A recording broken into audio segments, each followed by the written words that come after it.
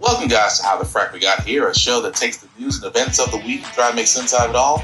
I'm your host, the most Will Buchanan, and on this show, we simply are all about the facts. There are plenty of news stations out there that simply want to do anything short but inform you.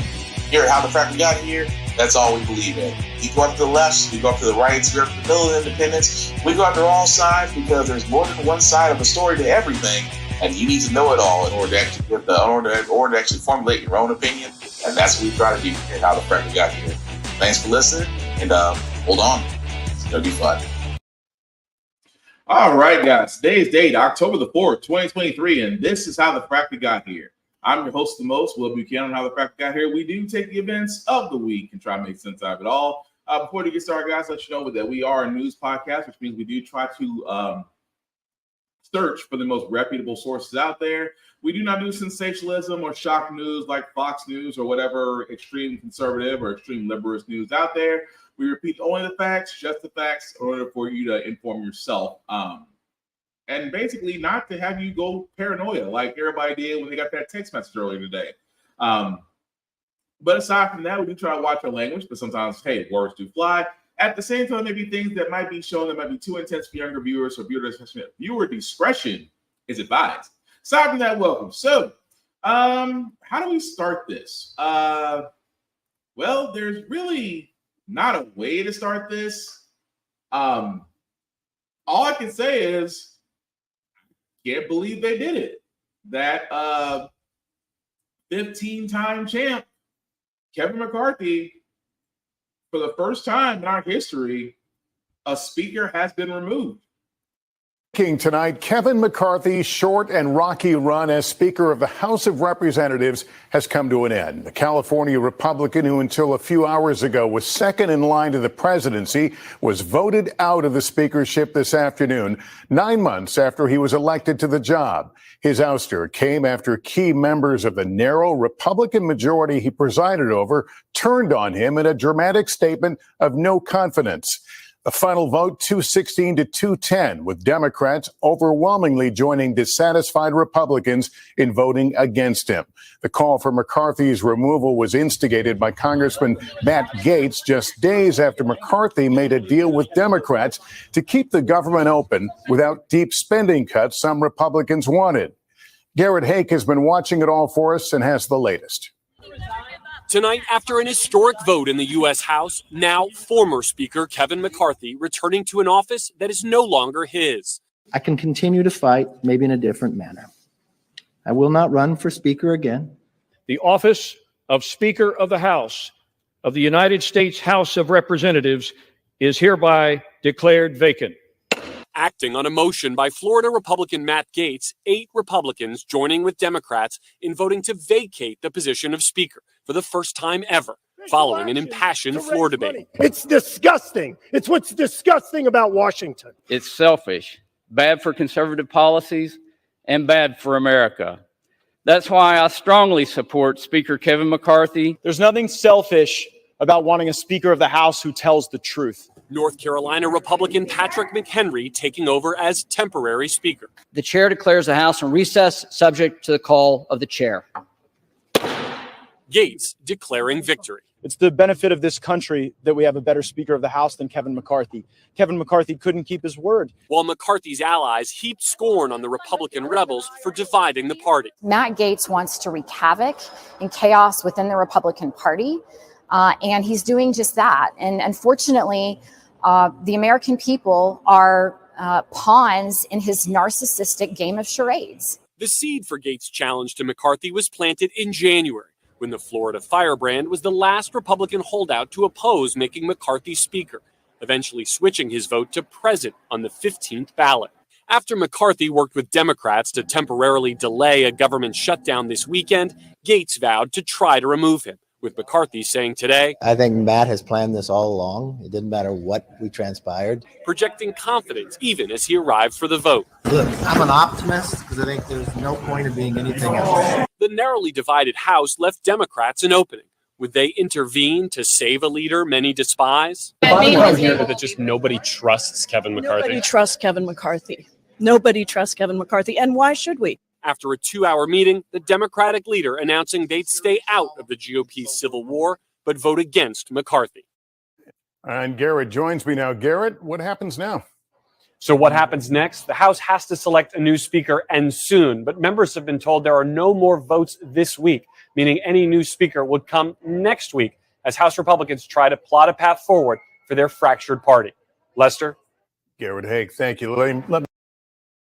Okay, so let's just stop there for a second because, again, this has never happened in the history of the United States ever having a Congress. No Speaker of the House has ever had a vote of no confidence, and it passed. So, again, that part right there is not only history making, but wow, that Matt Gaetz of all people is going to talk about, we need a speaker who's honest. Well, I want a politician that doesn't mess with anybody that's under 18. I'm looking at you, Matt Gaetz. But it's also crazy because I've said on this podcast many times, the one thing about the Republican Party, although they don't stand for anything but old white men, but the one thing they always used to do was toe the party line. Oh, it was a mob. If you went against the mob, you were excommunicated. Don't believe me? There's plenty of people out there that went against the Republican wave, even when Trump was president, only to find themselves out of office, or outvoted, or ran against. There's plenty of them out there like that. But it's crazy that Kevin McCarthy, again, this is a man who was literally put up 15 times to be elected House Speaker. Matt Gaetz, Lorraine Bobbert, Marjorie Taylor Greene, and the rest of the crazy idiots out there were all against him because they felt like McCarthy wouldn't stand up for their principles. They wanted deep cuts. This is actually where it all stems from, is literally from the government shutdown that just got pushed back for 45 days. That Matt Gaetz and so many of his other MAGA Republicans wanted deep cuts to the spending because, for Republicans, it's always been, well, Democrats always spend. They don't ever think about who pays all this, because Republicans have always tanked. And again, feel free to call me out on this. I don't think I'm wrong, though, because facts and history prove me right.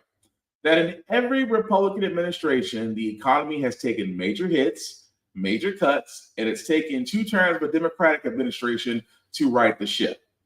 It's been that way since the beginning of history. And since Trump decided to do what he always does, tanks everything and then tries to bankrupt it, well, that puts us in the situation we are in now. Now, why am I talking about this? I'm talking about this because Matt Gaetz and others, when they elected Kevin McCarthy, were all saying that, hey, when it comes time to, we want 2 things to be done. We want Biden impeached. We want you leading it. At the same time, we want to cut the budget. What we want to cut is things that actually help people, not what helps the rich or corporations or things of that nature. We want to cut benefits. We want to try to get into Medicare. We want to privatize education. We want to wreck everything because we believe it's bad and we believe we can do better. Kevin McCarthy, I guess, agreed. That's going to be the House Speaker. But, he was put in an impossible situation if you think about it. Because just last Saturday, if they didn't get a deal done, the government would be shut down, which means that government workers would be furloughed. Although Social Security payments will still go out, there's a lot of government services like childcare, SNAP, benefits, things of that nature that would get halted if the government shut down. But politicians on the Hill, politicians in the Senate, and politicians in the House would still get paid. Which is the one that I keep bringing up with people, that for a government shutdown, you do know a senator or representative still gets paid, but not the government workers, not those who get SNAP benefits, not those that get cash payments to actually help them pay for certain things. Those things stop. But it amazes me so that no one ever sits there and wonders that politicians still get paid in the middle of a government shutdown. Yep. And now, we're just another 45 days away from another potential talk of a shutdown. And now you remove the one guy who was actually willing to do something because, again, he was put in an impossible situation. Either he would turn around and make a deal with Democrats, or he would side with his party and just say, you know what, we'll let the government be shut down so you basically bit into our demands. So it was a damned if you do, damned if you don't situation. That also being said, the Democrats were like, oh, well, we could just abstain from this, which I thought was crazy. because you had Mr. Jeffries, who was the minority leader, sit there and say, "No, we're out of the GOP infighting. We're out of it." Yet 6 Democrats voted yes to a vote of non-confidence. Isn't that just a little weird? 6 Democrats joined the Republicans. If it wasn't for those 6 Democrats, McCarthy would still be Speaker. But it amazes me so that we're still in that situation that I have to ask that question. Like, if Democrats are out of it, then why did the 6 that agreed to vote him out do it? I mean, say what you want about McCarthy. I mean, yes, he's wishy-washy. He's flip-floppy. He went on Fox News and blamed the Democrats right before this vote. He went ahead on anywhere that he can go to. I mean, he was towing the company party line, except when it comes to giving out deals in which, again, his constituents didn't like, specifically Matt Gaetz. And, it brings up the question of what happens now. As you heard from the journalists, they do have to pick a new Speaker of the House, and it hasn't even been 48 hours, and we've already got 2 names. Have 2 official candidates for Speaker, Steve Scalise, who just announced, and Jim Jordan, who already has multiple endorsements in his bid to replace Kevin McCarthy, Representative Darrell Issa, Jim Banks, even Matt Gaetz himself. But Scalise and Jordan are not likely the only options. We're keeping a close eye on at least 4 other potential candidates for Speaker. To break it all down, let's bring in Ali Vitale from Capitol Hill and Betsy Woodruff-Swan, Politico national correspondent and an MSNBC contributor. Great to see you both. All right, so walk us through where this all stands right now, Ali. Sort of handicap what it looks like right now in these early hours of the Speaker's race. It's still pretty much a mess, Chris. No one has made decisions in terms of who they're going to support. My colleague Scott Wong and I were able to report this morning that overnight, Congressman Scalise had been making phone calls, trying to make some initial inquiries to some of his colleagues about how they would feel about him as a speaker. Of course, he's been getting a seemingly positive reception to that because in just the last few hours, he made it official, sending a letter, filing to his conference that he is going to be putting himself up for speaker. And in many ways, that's unexpected, given the fact that he is the current number 2 Republican. He has served in leadership before. He has been in Congress many years, and he's someone who's well known to this conference. That's not to say that he's not going to have numbers problems, especially when you consider the fact that he's far from the only one running.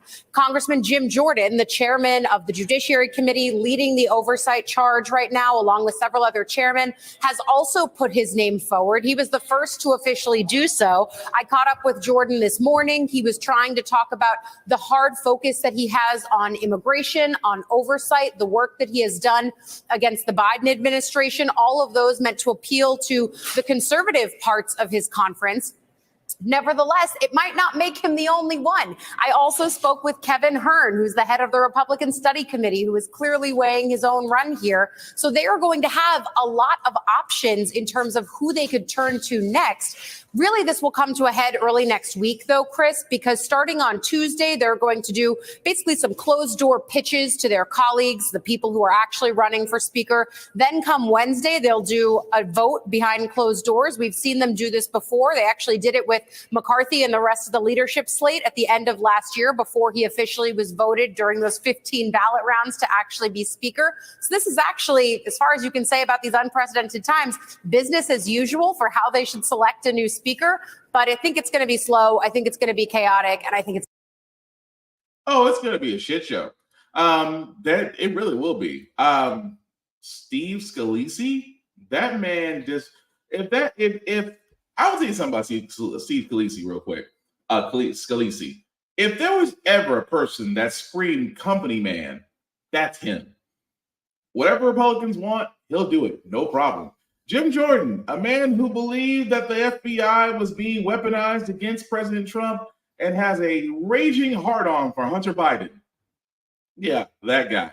Let's not also forget his little participation in Benghazi. But these are the people that are coming forward and now all want the House Speaker spot. And I'm telling you what's going to happen. They want someone who's not going to be a Kevin McCarthy type. There's going to be someone that's going to go nose to nose to Democrats that wants to sit there and will hold the government and will hold American lives in their hand and not care.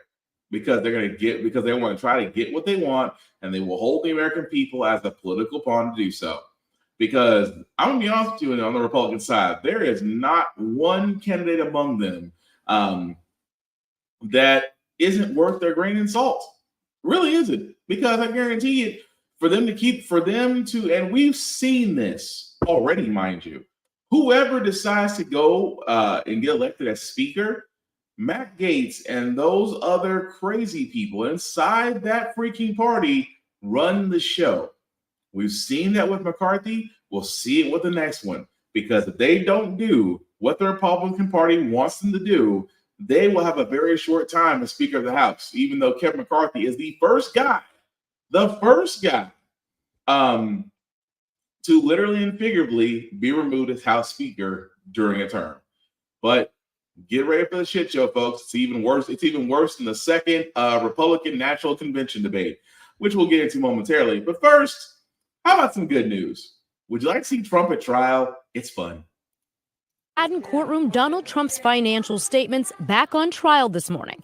But it's Mr. Trump's increasingly inflammatory comments and social media posts outside of court that's landing him in hot water with the judge who will decide the penalty for his namesake company, found liable of engaging in brazen financial fraud. This trial is a rigged trial. It's a fraudulent trial. Frankly, you saw what was just put out about Schumer and the principal clerk. That is disgraceful. What was put out by Mr. Trump himself, a photo since taken down of the judge's law clerk posing with Democratic Senate Majority Leader Chuck Schumer, the unmistakable suggestion that Mr. Trump can't get a fair shake at trial as he continues to rail against the case as politically motivated, causing Judge Engoron to hand down a limited gag order. Mr. Trump now banned from talking about court staff, but continuing to attack New York's Attorney General, Letitia James. Any comment on the gag order? Her office walking the judge through hours of Mr. Trump's finances in painstaking detail as it tries to prove the Trump Organization and its executives intentionally falsified their business records in the hopes of securing favorable loan terms and insurance rates, while Mr. Trump's legal team argues the state cannot prove any intent to defraud. Yet on the witness stand, Mr. Trump's longtime accountant at Mazars admitted that the Trump Organization didn't provide his firm with all of the necessary records to accurately complete the financial statements so central to the case. That is the defendants, and the defendants alone, who provided the numbers, the data, and the false valuations. Also central to the case, the Republican presidential frontrunner opting to step off the campaign trail back in court today, saying he too will take the stand. Mr. Trump, will you be testifying? Yes, I will. At the appropriate time, I will be.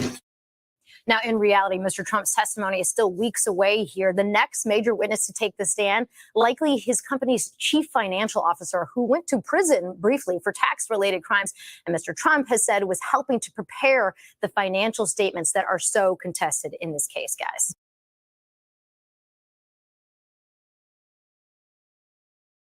What's so interesting about all this is that the simple fact of the matter that, number one, Trump is in a courtroom, which, you know, it's not weird. It's completely custom because he's used to lawyering and litigating his way out of everything he's ever done in life.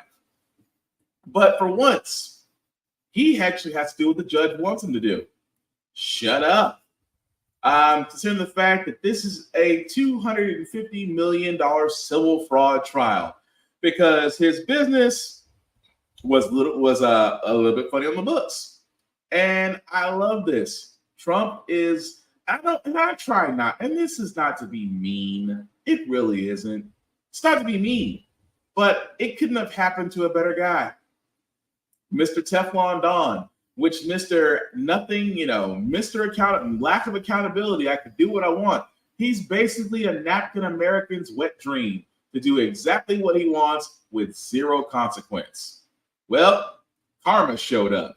So it's always amazing. It's like, oh, well, this is a witch hunt. The judge is against me. I'll never get a fair trial.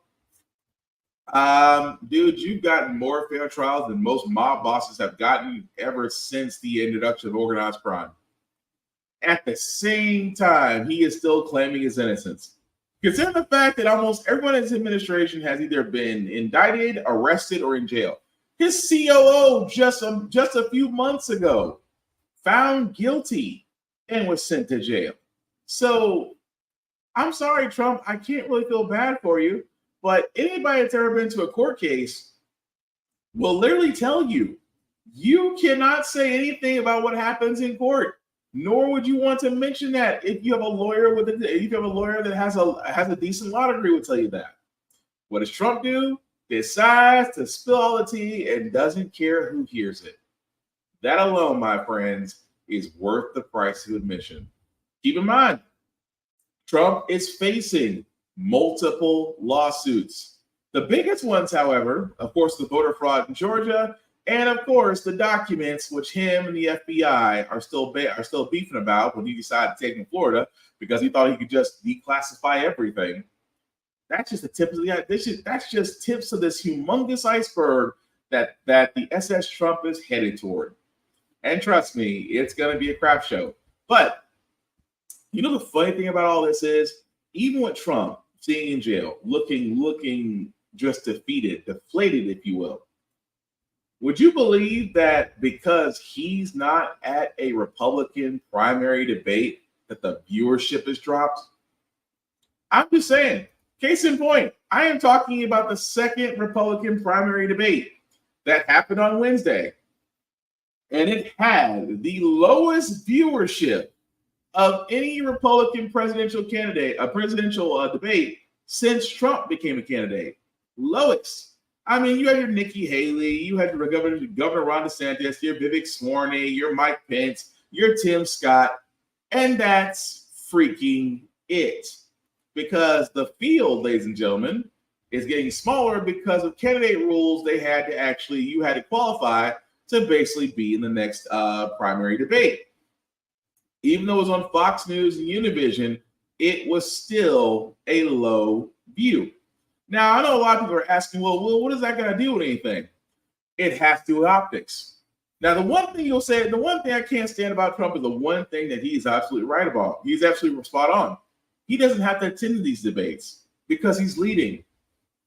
Because there's still people out there, contrary to popular belief, there's still a lot of people out there who believe Trump is still a rightful president. They still believe that the election was stolen. They still believe that they believe that there's an actor in power until Trump comes back. There are still people out there that believe Trump has done nothing wrong. There are people out there who are living in hovels of just dung and crap. Will believe that their lives are much better off under Trump than they were under President Biden. Now, here's the messed up part about all that is, there's a large number of those individuals out there. Hence why I say voting is going to be so crucial come next year. Because don't just assume, and I say this all the time, don't assume between the 6 lawsuits that Trump has, between his fraud, between his trying to change the election in Georgia, between his seize of documents out of Florida.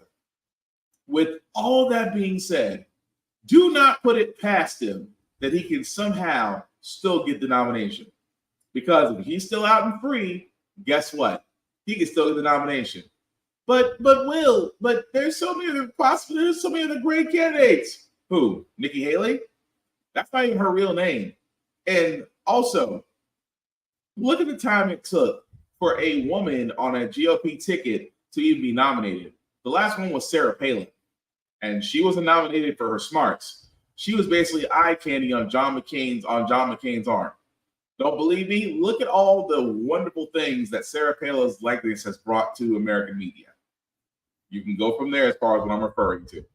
That also being said, Vivek Prashani, a guy who is literally Ron DeSantis if Ron DeSantis was of a different descent. The man who literally lied to get a grant, completely decided to talk about American history as if it was all rosy, says that CRT is being taught everywhere.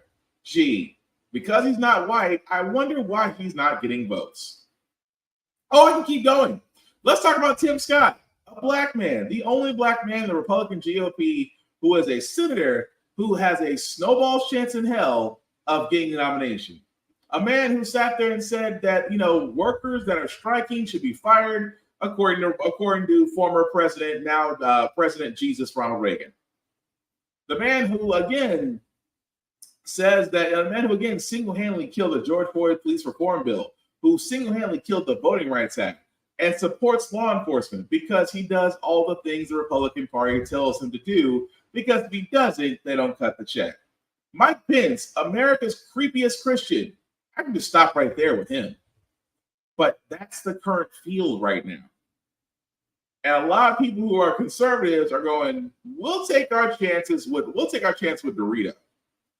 And again, this is why Trump keeps saying, why don't you go to debates? I'm leading. They have to match up with me. And that's the thing I'm trying to get people to understand. That you might say, well, that's stupid of Trump not to be at these debates. No, because he's right. He's leading. He just has to show up at a rally, do his usual shtick, ask for donations, and leave. That is all he has to do.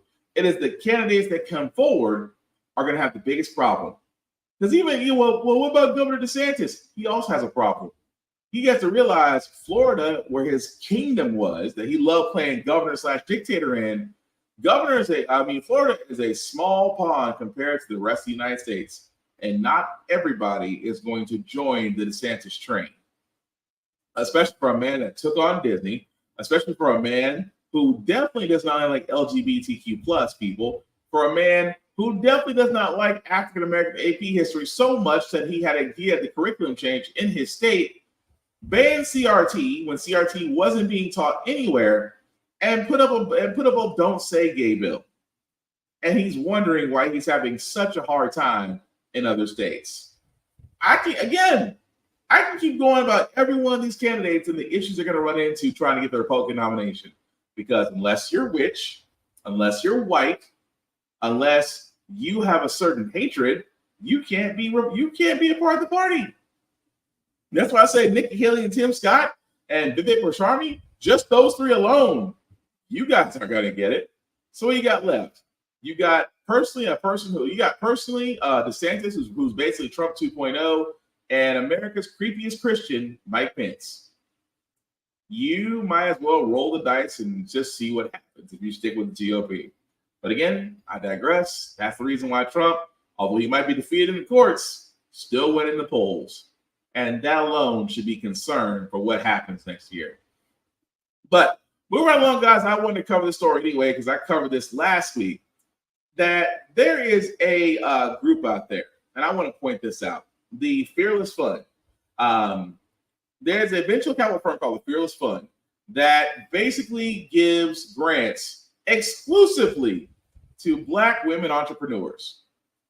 Now, a white man had a problem with this. Go figure. That even so much that he tried to cite equal rights, that, he tried to cite a certain section of U.S. Code that says that equal and fair treatment must be given upon all.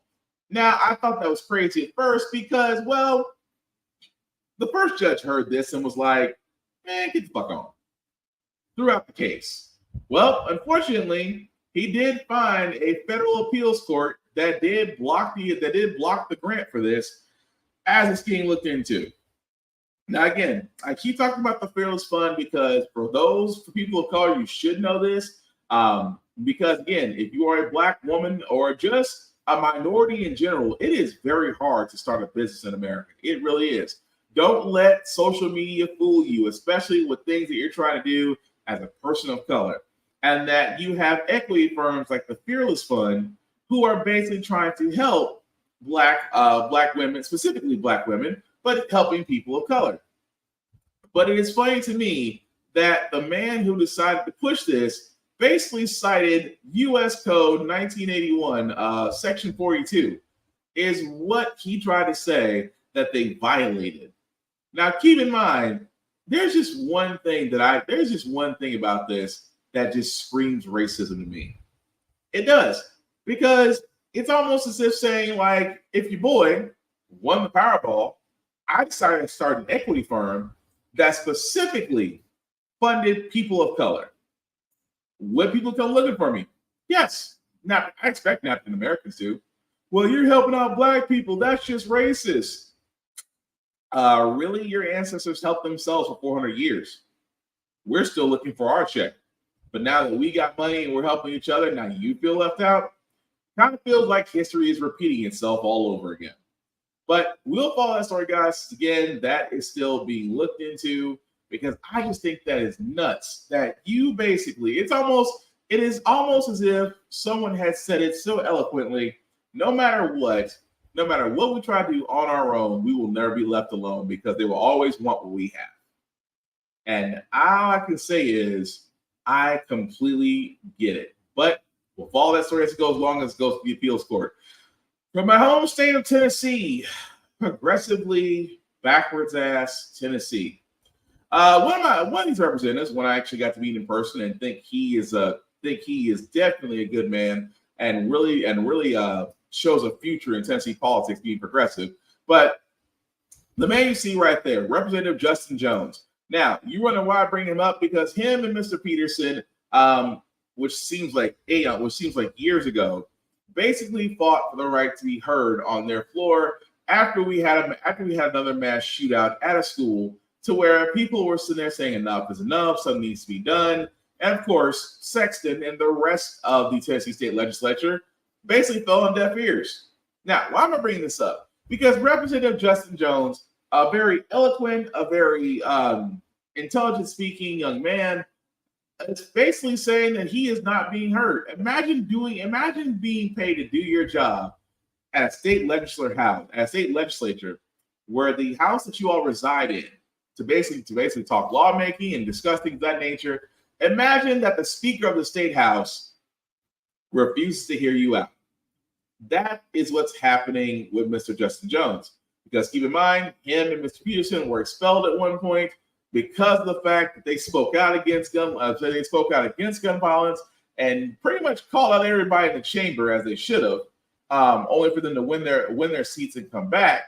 But at the same time, Mr. Jones wanted to bring up a vote of confidence to Mr. Sexton, which I love. He sat there and tried his hardest to bring it to a point of order, in which they did not. Actually ignored him at some point, even tried to get him to be silenced during their congressional sections. Congressional session is the word I'm looking for.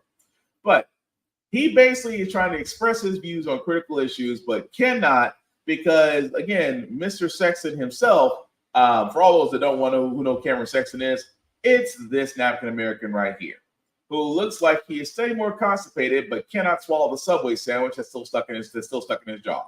But that is the man right there that causes issues, and at the same time does not like Justin Jones. Judging by how he looks constipated, I can only think of one other reason why he does not like an intelligent Black man: jealousy. But just from a joking standpoint. But no. But that is actually Speaker Cameron Sexton. And again, I don't blame Justin Jones for bringing this up, because it is already hard as a person of color. But when you're a person of color that's basically in Congress and you're trying to get things done, it's a little difficult to do when those in the House are already against you. So again, rooting for Mr. Justin Jones, rooting for Mr. Peterson, because again, those two gentlemen are very bright, shining stars, and gives me a little bit of hope for progressively backwards ass Tennessee. But hey, they'll still play Rocky Top to death. Trust me, I hear it all doggone day.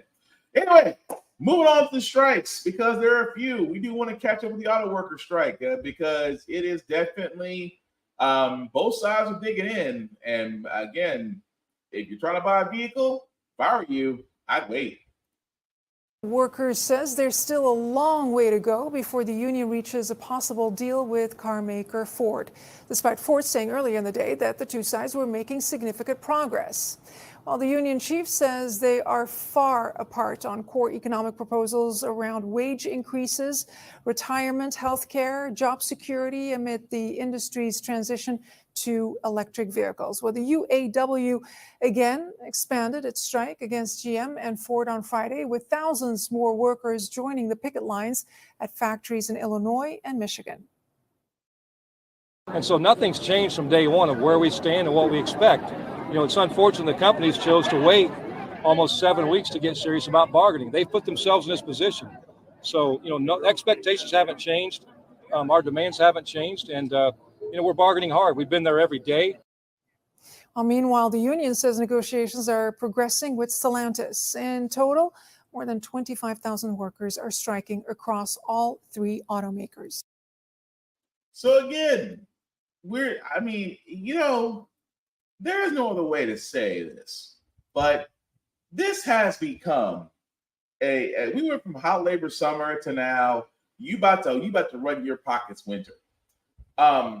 Because again, I said this multiple times on this podcast, the Union Auto Workers is one of the biggest unions in the United States, well over 150,000 members. That's the one group of people you do not want to tick off. Not if you care about your business. Not only do you care about your business, but your dealers, your part suppliers, that entire supply chain is taking a hit right now just because those workers not being on the line and producing those cars is costing these companies billions. Now, you guys have already heard, because I did play from the two CEOs of Ford and General Motors and the one CEO from Stellantis, because I guess that CEO couldn't be bothered, and they all sounded the same. We tried to give them this, we gave them that, we tried to give them this, and it fell on deaf ears.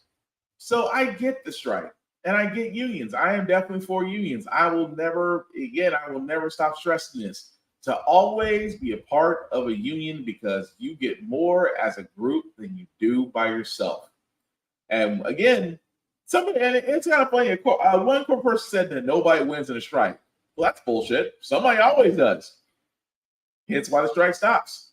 We have seen anytime there is a strike that those who are in a union win 98% of the time.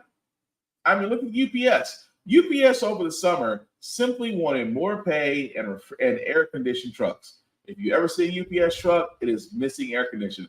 Those guys drive by with the doors open just to get air. And a metal box truck in a summertime is not freaking easy. And not only that, they sat there and said, well, if we don't get this, we're all walking. Now, again, arguably one of the, if not the biggest logistical company in the world, cannot afford in the U.S. to take a hit when all its drivers decide that, you know what, I'm just not going to do this today. They can afford to take the hit. So what do you think they did? They upped their pay and gave them their trucks. Nurses, teachers, restaurant workers, hospital workers, they're all striking because you know why? It's getting to a point in America where we have to address the elephant in the room. That 1990s pay is not going to work in 2023. That everything going up in your paycheck, food, cost of living, rent, mortgage, gas, utilities, all that mess is going up. But yet your paycheck has remained stagnant. And these companies out here are reaping record profits. Big three in general.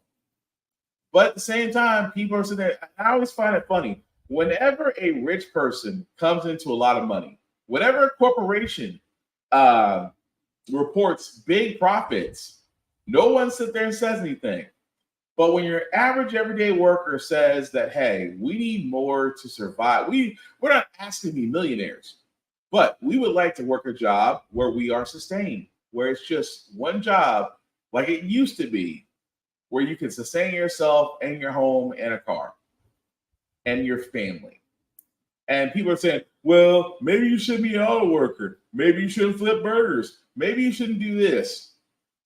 Those people I always shake my head at, because there's no such thing in this day and age as a low-bearing menial job.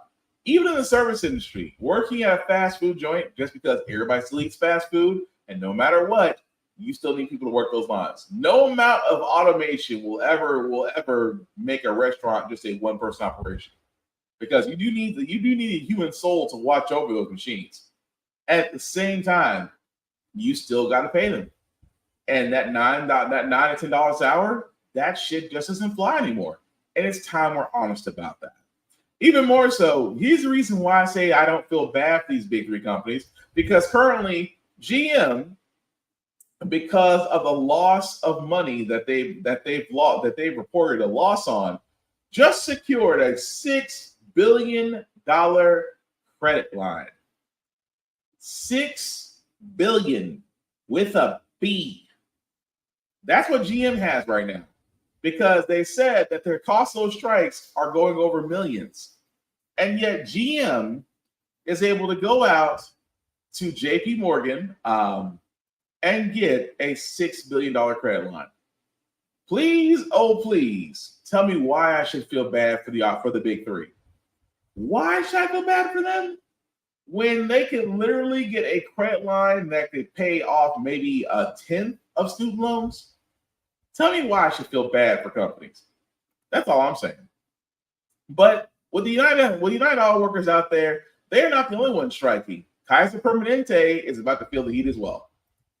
Permanente are launching a 3-day strike, the largest healthcare strike really in U.S. history. Kaiser is the largest medical group in the entire country, serving nearly 1.3 million people. The employees striking, well, they make up 40% of Kaiser's total staff, impacting their facilities on the West Coast, mostly in California, in Virginia, and on the East Coast in Washington, D.C. NBC News correspondent David Noriega joins us now from just outside one of their medical centers there in Los Angeles. David, it's good to see you this Wednesday. Look, how close are both sides to actually making a deal? You know, it depends on who you ask, Morgan. Kaiser says that they're actually very close to the union on some key issues. The union says Kaiser is not even negotiating in good faith, in some cases not even showing up to the bargaining table. That's why they're out here today in force. I want to show you, this is a very long, you're only seeing a small part of it, but it's a very long, very loud picket line. Just at this facility in LA, you have 2,000 workers. They say there are severe understaffing problems and the Kaiser is not paying enough to make up for them. Kaiser says they already pay better than all of their competitors and that the workers should make do with what they're already making, essentially. Now, we spoke to a union member who says that in an industry that's in crisis, better than average is just not good enough. Here's what he had to say. Well, that just means that they suck less. That does not mean that they're doing better. They just are not as bad. And for us in labor, that's not good enough for our patients. So, Morgan, you can think of this 3-day strike as sort of a warning shot to Kaiser to force them to come back to the table with what the union says needs to be more serious willingness to come to an agreement. What happens from here, we'll have to see. Morgan? And we're talking a lot of frontline workers here, David. I mean, these are workers who include nurses, technicians, janitors in the building, the people who really ultimately keep this hospital running. So what is Kaiser ultimately doing to make sure their doors even stay open during the strike? Yeah, so you forget how many people are involved in making a hospital like this run, right? You think of doctors and you think of nurses, but there are tons of other job positions that keep a place like this operating from day to day. The answer to your question is Kaiser is bringing in temporary non-union workers. That means the hospital stays open. People can still come in to get care, but those people aren't familiar with the systems, the machines, the processes. This is going to be, no matter what, a very disruptive strike. And that's the whole point. Strikes are not meant to be comfortable. But again, Kaiser Permanente, a healthcare company, 75,000 workers decided to go on strike. I will say it once, I will say it again. It never ceased to amaze me that when you break down the basis of a strike, it has always been the same 3 things: pay, care, and really just extend more benefits. And I get it. Workers are saying we don't want to be paid like millionaires, but we want to be able to work we want to be able to work a single job and be able to cover everything. We're not asking for millions, but we're asking for a sustainable living wage. This is why I keep on saying, guys, when it comes back to everything, if you look back at the minimum wage and wonder why are we still at $7.29 an hour, even though some states may have bumped theirs up to $10 to $15 an hour. But even then, by 2023 standards, that's still poverty wages. The whole point of the minimum wage back then was designed that you can get paid at the bare minimum, but still be able to have a home, a vehicle, utilities, and food on your plate. That's what minimum wage was designed for. The fact that companies have basically been draining the cow dry to the point to where now folks are saying, okay, you're going to strike. And corporations and companies out there are just like, oh, well, you should just work because you should be happy with what you have. Because that's what some corporations have. They have this 1970 Ronald Reagan bullshit theory. Oh, well, if you don't want to work this job, there's plenty of people out there that will. Oh, you want to get paid this? Well, why should you get paid this? Why do you want leave? You're just pregnant. Why don't you just have the baby and come back? It's that mindset. It's that mindset that we should be concerned about, that in 2023, a lot of companies still have. And yet they wonder why people go on strikes. That 3-day strike, Kaiser Permanente, is going to be a lot longer than 3 days, because if we've noticed anything, they simply just don't give up. They continue. But we'll follow that story as it comes along. Well, if you're like me and you got student loans, well, unfortunately, I have some bad news. The payments are starting back up. Well, after 3 years of a pandemic pause, nearly 30 million Americans are back on the hook for their student loan debt. The pause lifted and set in stone after the Supreme Court struck down President Biden's attempt to cancel student debt for millions of Americans. Our Elizabeth Schulze joins us now for more. So what do borrowers, Elizabeth, actually need to know about the restart of this payments? Probably some of them, maybe many of them, not expecting this. Well, and it's been a long time coming, 8 extensions of the pause, Kira. And here we are, October 1st, it's officially done. So that means 28 million borrowers who have federal student loan debt are now on the hook for those payments at some point over the course of this month. Generally, on average, the payment for the borrowers is between $200 and $300. So this will be a strain on Americans' budgets. And we've been talking to borrowers who talk about how this is something on top of inflation, rising interest rates. This is an additional headwind for their spending. So a couple important things to know. First of all, most borrowers should have already gotten a notice from the Education Department 21 days before their bill is due. If you still don't know when your bill is due, you should go to studentaid.gov. You can find out who your loan servicer is there, and you can find the exact bill's due date. And then important to know, there are a couple other steps right now that are trying to kind of ease borrowers back in, Kira. For example, there's a 1-year grace period on some of those loan payments. That means that if you miss a payment, you're going to be okay for a year, but you are going to still have interest add up on your loans. Interest was also frozen during the pause, and that's now adding up, and it does add up really fast, Kira. So you spoke with a few people impacted by the end of the pause. What did they tell you? You know, this was, we wanted to get out and talk to borrowers to see how did they change their spending and their saving over these last 3 years. When you're talking about the difference of hundreds of dollars every month, where does that money go instead? And what a lot of borrowers said was they were able to have a little bit of a financial relief. They had the question of, could they pay their bills? They weren't as worried. And, you know, Sarah Wood, she was one of the borrowers we spoke to. She's a mother. She has 2 twin daughters. She has twin daughters in Denver. And she has $180,000 in student debt, Kira. Here's what she told us about what that number looked like and what it meant during the pause. What does that number mean to you? It's the thing that I am probably the most ashamed of in my life. We have to think of and we have to budget for every day, and we have to budget for the future consequences of this loan every single day. You need to live in a house, you need to pay groceries, you need to eat, and then from there on, you kind of have to figure out where to skimp and save. You know, a lot of borrowers understood that. They say that they get why there's been backlash to the fact that this pause was in place, that there's a feeling among many Americans who said, I already had to pay my debts. It's time for these people to pay their bills too. And Sarah, for example, said she gets that argument, but said should be a conversation around broader reform about the cost of tuition, about these interest rates. How can we better educate people so that they don't find themselves with so much debt that ends up affecting their investments and their savings for their own kids too? And so the Supreme Court ruling was, you know, a pretty big setback for President Biden. Does the White House have any future action planned on the student loans? Well, the White House, Kira, says that it is looking into broad debt cancellation. It's trying to pursue other avenues for how to cancel up to $20,000 in debt, as we saw that the president tried to do. That was what was struck down by the Supreme Court. One possible avenue would be through the Higher Education Act, this other legal pathway. But in the meantime, there is that 1-year grace period that I talked about as far as missed payments. And then the administration has also launched this new repayment program called SAVE. And this is an income-driven repayment program. Specifically, it could help lower a lot of the monthly payments, especially for lower income borrowers. So there is a big push from the Education Department to try to get borrowers to go on, see what their payments would look like under this new plan, see if you can qualify for those lower payments and lower interest rates as a way to try to cushion some of the blow, especially if you've been struggling to throughout the past couple of years, Kira.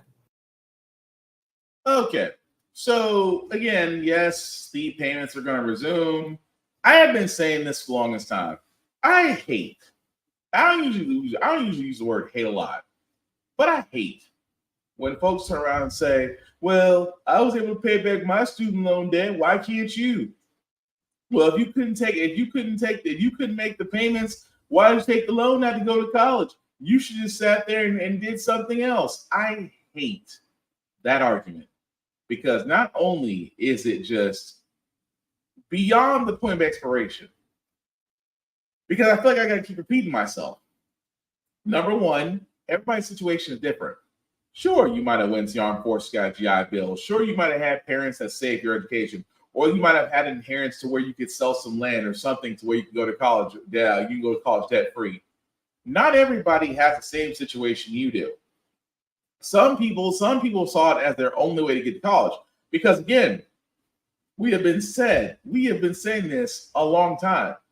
A certain generation out there was told, hey, to get the great jobs, get this career, you got to go to college, you got to get a degree. They didn't talk about the trade. They didn't talk about the trades that much. Although I wish they did. They didn't talk about credit that much in schools, although I wish they did.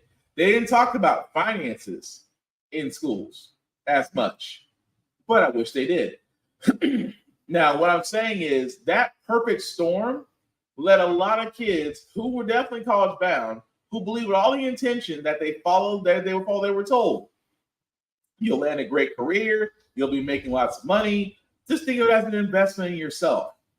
See, it's amazing how we keep on saying, how do we inform people of this so they can avoid these pitfalls? When we should be asking, how are these banks and other government-funded programs allowed to talk to 18-year-olds about life-altering decision-making and at the same time not consider it predatory lending? How? That's all I want to know. How? Well, they're 18, they're adults. You want to know what I thought of as 18 as an adult? That I could go to McDonald's and get as many cheeseburgers and fries as I want and no one can stop me. Does that sound like a mature adult that is completely okay with making life-altering decisions? I think 40-year-old me will look at 18-year-old me and go, no. That dude just wants that man wants 3 double quarter pounders and you want to sign him up to a $40,000 college loan with a ridiculous APR? And banks will be like, yes. Because you know why? Banks don't see students. Banks see those who they are stuck with for forever paying customers.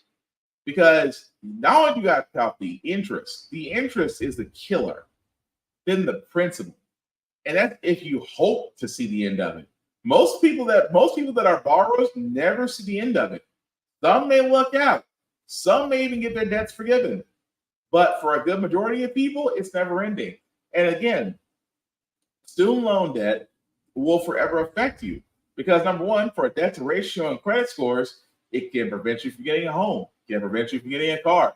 It can prevent you from getting a good job because jobs check credit too. So if you have a lot of student loan debt, that is seen as a red flag. And that may make you miss out on jobs despite all your qualifications. So yes, student loan debt is a progressive killer. But we don't discuss the predatory lending that these banks do. We don't discuss why the cost of education goes up every year, but it's still the same education. We don't discuss why in middle and high schools are finance and credit classes not being taught to the level that private schools do. We're not talking about that. But we're simply saying, oh, well, personal responsibility. Well, how very conservative of you. But alas, it's not all bad news, because here's the one thing that Biden is surprising me with doing. He is forgiving debt, student loan debt, here and there. He's canceling another $9 billion in student loan debt. This comes as borrowers are bracing for payments to restart after a 3-year pause during the pandemic and afterwards. This latest round of loan forgiveness is expected to help 125,000 borrowers. The president announced the move at the White House just a little while ago. This kind of relief is life-changing for individuals and their families, but it's good for our economy as a whole as well. By freeing millions of Americans from the crushing burden of student debt, it means they can go and get their lives in order. They can think about buying a house. They can start a business. They can be starting a family. This matters. It matters with their daily lives. For more, let's bring in our Elizabeth Schulze. So, Elizabeth, which borrowers will actually be directly impacted by this specific announcement? And, what does it mean for them? Well, Kira, this is not a new program here. Basically, what the Biden administration is doing is trying to right some of the wrongs in the existing student loan repayment system to try to give relief to borrowers who've already been enrolled in those programs and should have their debt forgiven, but didn't for various reasons like administrative reasons or just overlooked by the Department of Education. So today's announcement covers $9 billion in student debt cancellation. About 125,000 borrowers will be affected. And specifically, we're talking about borrowers who are enrolled in public service loan forgiveness programs and in income-driven repayment programs. These are a drop in the bucket when we're talking about the backdrop here. And I think this is really important in the context that as of this month, 28 million borrowers are repaying their student loans because that federal pause on payments came to an end. And so the Biden administration is trying to show we're taking the incremental steps that we can, but there is this reality that a lot of borrowers are going to once again be on the hook after they weren't for 3 years during the pandemic. And I've been talking to a lot of those borrowers. One of them is Jessica Record. She works in education in California. She said that the pause really gave her family a lot of breathing room during the pandemic. And here's what she said now that those payments are starting up once again. I don't think as far as, any line items, there's not really anything that we can cut. There was breathing room in the pandemic, and now there's no more breathing room. So the president acknowledging the reality here that millions of borrowers facing that new constraint on their budgets with these payments due, trying to say are trying to take the steps possible within the existing system, knowing that there's not a lot of action on Congress on this, and that the Supreme Court already struck down that broader plan for up to $20,000 in debt cancellation too, guys.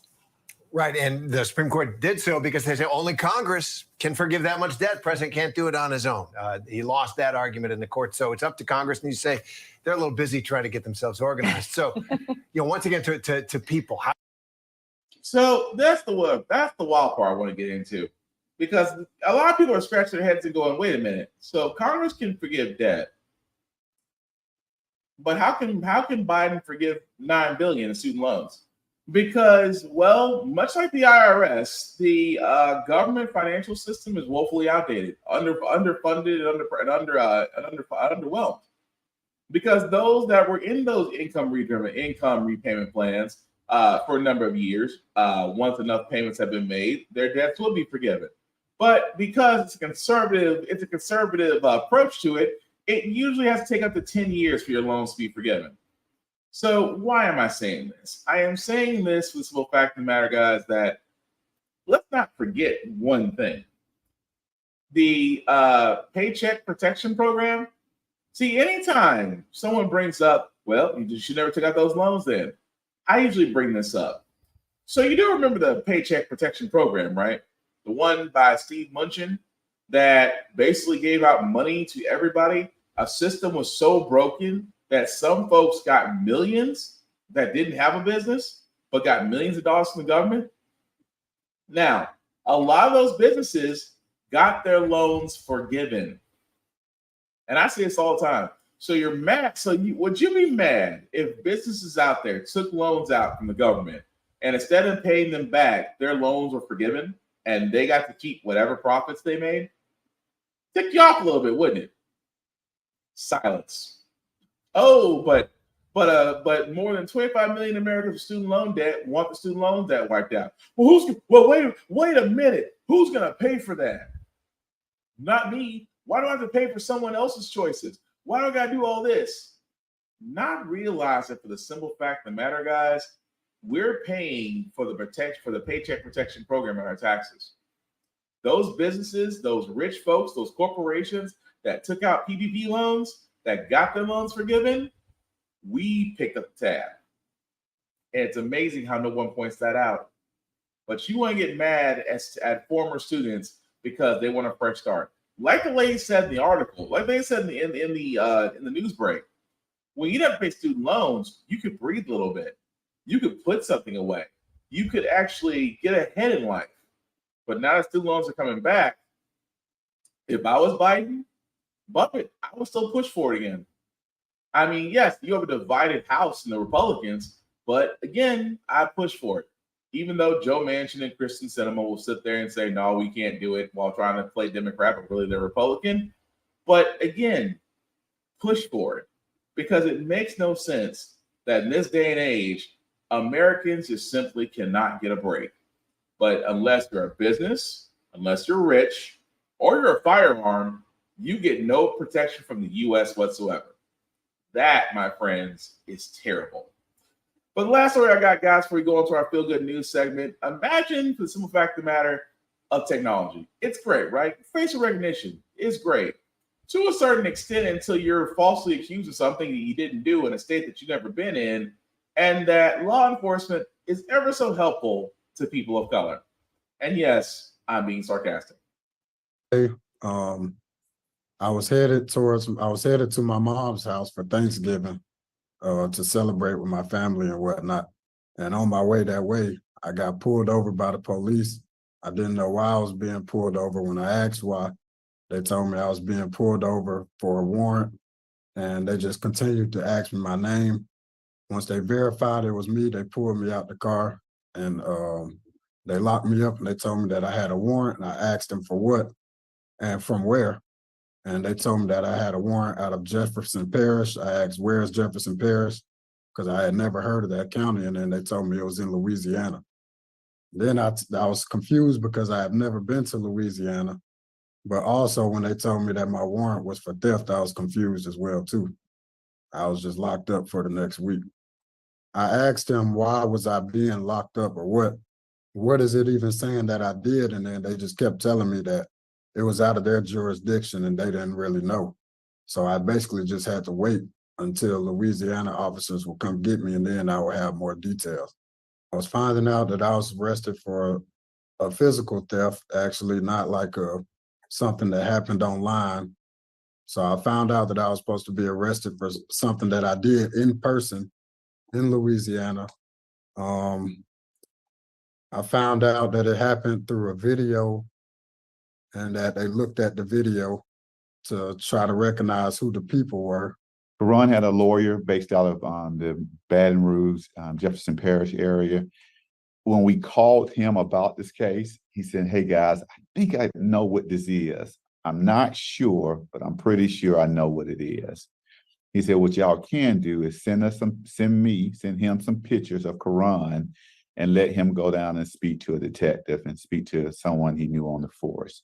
In doing that, he found out and in turn told us, hey, they use this facial identity recognition software. And here's what's interesting about Clearview.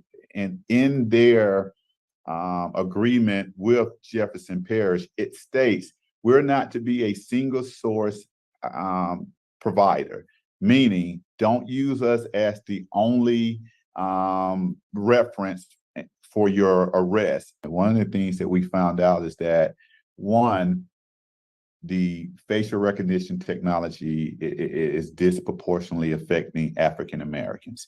And that's noted, that's researched, everybody, it's in the documentation. So the other cases that are around, they're dealing with African Americans. So the technology, the industry, the law enforcement agencies know that African Americans are affected more by this technology than individuals of a different race. Well, there's always risk when you go to jail, but I felt more in danger when I was being detained because I know it was for something I didn't do. So at that point, I had kind of lost faith in, I guess I would say I lost faith in the justice system to know that you could be locked up for something that you've never done. And that's sad. And again, guys, The office. Sorry. So again, guys, that's what actually happened. That the simple fact of the matter is, facial recognition, I really mistakenly identified that young man. And law enforcement, who depend on this, refused to do anything. They were like, well, that's what it is. You just got to wait. So imagine, if you will, being accused of something that you didn't do, but because of lazy law enforcement and faulty facial recognition software, that you got stuck until someone had to sit there and say, well, it's not him. This is why I sit there and say, when that happens, and I hope it never happens to anybody, especially people of color, I hope it doesn't happen to you guys. This is what they try to say. Oh, well, facial recognition saw that as you, or someone said you fit the description, or a guy with your bill was at the scene of the crime, but it wasn't you. This is why I sit there and say, know the laws. Know the laws. Know yourself. The reason why cops love an angry person of color because it gives them justification. Cops love a scared, angry person of color, a scared person of color, because it gives them justification.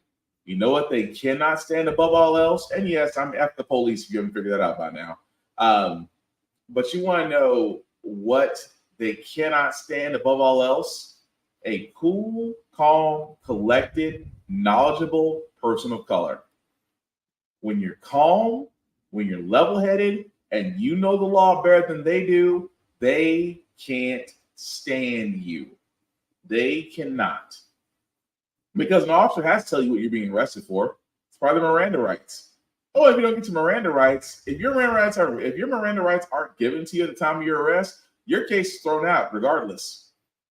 Judges hate that, because I can tell you, being in traffic court many a times, that when judges found out that a person's Miranda rights was not given to them, they had no choice but to throw the case out and cuss the officer out that forgot to lead a little bit. But getting back to the story, though, guys, facial recognition literally failed. But this is the human side. I mean, that's the AI side of it. The human side should have been like, wait a second, this isn't the guy. I mean, officers with all that technology, all of this at your fingertips, failed this young man. So that's why I don't blame him for getting a lawyer. I hope he sues the mess out of the entire department. I really hope he does. Because again, I have said this many before. I've said this once, I've said it many times, I'll say it again. Whenever it comes to law enforcement, only in America could you spend more time training to be a plumber, electrician, an IT person, a nail tech. You train longer in those careers than you do in law enforcement. And it shows dramatically. But we'll follow up on that story as it comes along. But young man, but also another thing I wish they would do too, is that you want to stop these police mistakes, attack the money. Tie police pensions as payment banks for those they've wronged. For every time a cop does something, it comes out of the pension fund to those victims, or that victim if they're alive. You want to taking money out of cops' hands? We'll stop that overnight. I promise you. Because we can sit there and say we want police reform. I'll sit there and say, no, I want that police pension. And watch how quickly things change. Same with politicians and government shutdowns. Tie the politicians' payments and tie their payments, things of that nature, to government shutdowns, because a government worker should not have to worry about how to make ends meet, while a representative and a senator are going to be just fine, basically getting paid for doing nothing. Things need to change. But We're going to go ahead and move on to our Feel Good segment, guys. As usual, in How the Frack We Got Here, we do cover a lot of things that are doom and gloom. Sometimes they lose your faith in humanity, but hey, it's Wednesday, it's hump day. Tomorrow is Friday Eve, which is Thursday. And we will leave you guys out some good vibrations, and hopefully some Black Girl Magic will do that as gymnastic phenom Simone Biles has once again done the impossible.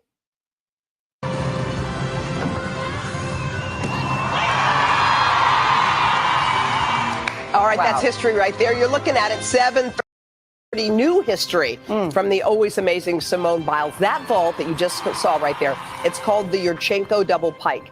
And yesterday, Simone became the first woman to land it at the World Gymnastics Championships. Therefore, that new vault is now going to be called the Simone Biles. That's amazing. Because she nailed it like she nails every It's just like, I could watch that all day. How fast she gets, how high she's getting better. It's incredibly Fantastic. She's getting better. By the way, Wow. she sits in first place she in the does. all-around qualification, and the women's team's going for the 7th title there. All right. Live coverage on Peacock Go as per usual. I don't know about y'all. That's impressive as shit. That's not only Simone Biles, which by the way, this is the same gymnast. This is the same woman that was so talented, was so good that she had to get halted in half the things that she does. She had to be restrained. That is saying a lot. And the Yurchenko, if I'm pronouncing that right, the fact that she now has that move named after her again is just great. It is great on so many forms, but definitely congratulations to her. She definitely deserves all the flowers. But that's going to do for this podcast, guys. I do thank you all for watching, for liking, for letting people know this is up and running. I certainly appreciate that. Some shameless plugging before I do get out of here. Shout out to my boy Vaughn at Big BZA Dot. You can definitely check out him and his beat channel on YouTube. If you are interested in beats or beats that he makes, he does sell them. Definitely check him out. Big BZA Dot on all social media.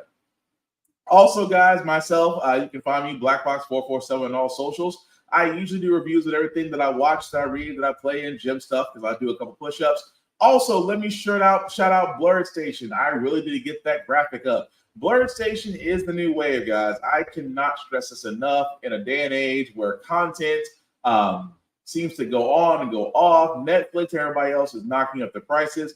Blurred Station is the new wave for blurred entertainment, not just entertainment. I'm not talking just shows. I'm not talking music. I'm not talking movies. I am talking the whole 9 yards. BlurredStation.com is definitely something you want to check out right now. I highly recommend it.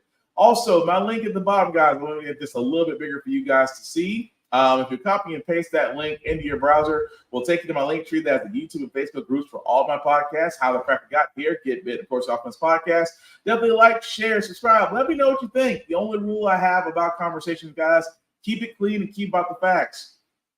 Again, we're not always going to agree. We're going to agree on something, but we also have to make sure that we can agree to disagree. And of course, let the facts speak the truth, not the fact of what you believe out of your basement or whatever was on Fox News or The Blaze. But again, healthy conversation, guys, is all that I'm asking.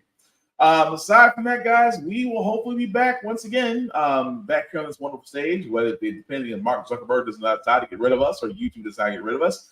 But again, let me know what you think. Let me know of your opinions of this. I cannot stress this enough, guys. I cannot stress this enough. We are not too far off from the presidential election to determine who is going to basically be, whether Joe gets another term or we see Revenge of the Sith starring Donald Trump Part 2. I do not know. However, I will stress this very heavily. Get involved and get informed, not just of the federal national landscape, but your local areas too, your local governments, your state governments. Get involved, get to know the candidates, see who actually drives their values, and then go vote. I cannot stress that enough. Go vote. Your votes matter. If nothing else, Georgia alone, Georgia's special election should have proven that votes do matter. And because they are trying to change the goalposts, they're trying to change the way you vote, things of that nature, screams volumes of how scared they are when people in numbers actually use their voice. That's all I'm saying. But Again, with how the Frack we got here, we're basically all about keeping you informed. We're not trying to reinvent the wheel or anything of that nature. We are simply giving you all the information to allow you to make up your own mind, but we do provide a logical perspective that goes along with it. We do a lot better as a society once we're informed. We're progressive. We move forward. We try to right the wrongs of our past by making decisions now that we should have done back then, like electing our first Black woman Supreme Court, electing our first Black woman for our Board of Governors, electing our first Black woman as a National Cybersecurity Director. All great things. When we don't learn from history, we are doomed to repeat them. That's why we keep asking ourselves, why does everything go up at our paycheck? Why are we electing different politicians but still the same old game in Congress? And most importantly, how the Frack we got here. Thank you all for watching, guys. Take care of yourselves and each other, and we'll all get through this. Peace.